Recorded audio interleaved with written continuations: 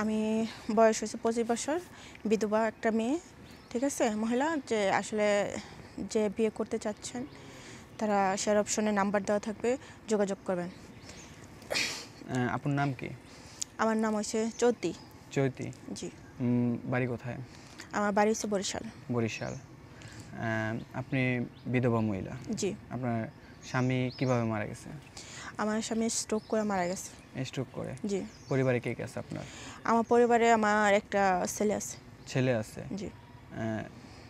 ছেলে কি কতটুক বয়সের? আমার ছেলে ছোট, বেশি বড় না আর কি। কয় বছরের ছেলে? কয় বছরের ছেলে? 6 বছরের ছেলে। জি। এখন প্রতিবেদন আসছেন কেন, কি চাচ্ছেন? আমি চাইছি যে আসলে বিধবা হয়ে গেছে, আসলে বিধবা মহিলাগত যে যাই বলেন যে লোক সমাজে চলার মতো আসলে অনেক কষ্ট হয়ে যায় গাছের ছায়া যদি না থাকে। তো আমি চাচ্ছি যে আমার গাছের একটা ছায়া দরকার, যার কারণে আসলে এই ভিডিওতে আসা আর কি। এই জন্যই আসছেন? জি। তো আপু, আপনার সাথে যোগাযোগ কিভাবে করবে? হ্যাঁ, আর শেয়ার অপশনে আসলে নাম্বারটা দেওয়া থাকবে। যে আমার সব কিছু শোনার পরে বিয়ে করবে সত্যিকার অর্থে, আমার সব কিছু মাইনা, সেই জন্য যোগাযোগ করে। আচ্ছা, আপনার যে 6 বছরের ছেলে আছে, তো কেউ যদি মানে বলে যে আমি তোমার দায়িত্ব নিতে পারবো কিন্তু তোমার বাচ্চার দায়িত্ব নিতে পারবো না, সেক্ষেত্রে কী করবেন? না, এরকম তো ভাইয়া আসলে অনেক বিয়ে আসে, যার কারণে আমি আসলে বিয়ে বসি না। আমি চাচ্ছি যে আমার ছেলে সহ গ্রহণ করবে, আমি তার কাছে বিয়ে বসো, যার কারণে আমার লাইফে আসা। আপনার ছেলে সহকারে যদি কেউ চায় তার কাছে বিয়ে বসবেন? জি।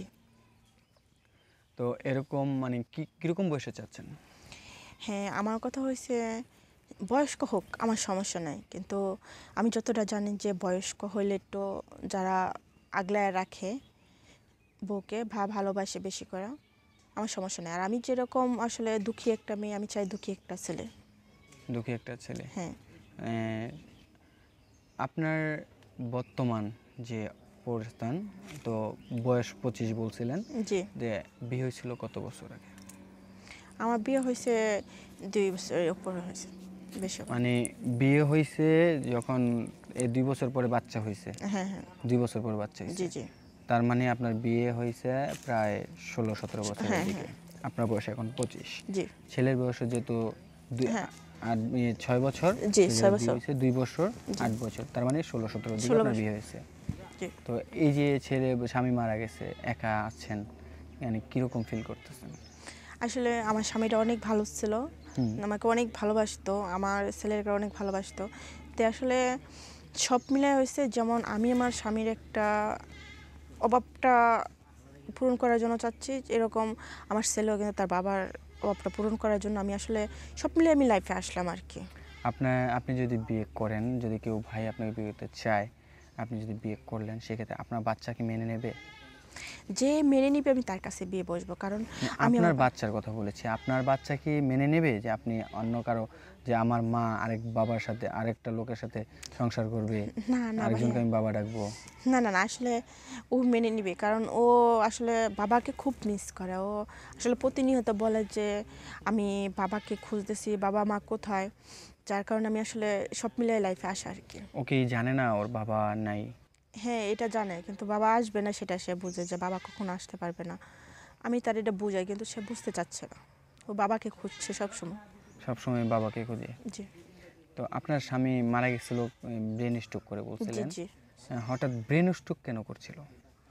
এটা তাদের আসলে পারিবারিক একটা ইয়ে আর কি। পারিবারিক কি ঝামেলাটা একটু আমাদের একটু খুলে মানে বলা যায়? মানে এটা জমি জমা নিয়ে আসলে একটু ঝামেলা হয়েছিল, যার কারণে আসলে ওরকম হয়েছে। তার বাবাও এরকমভাবেই মারা যায়।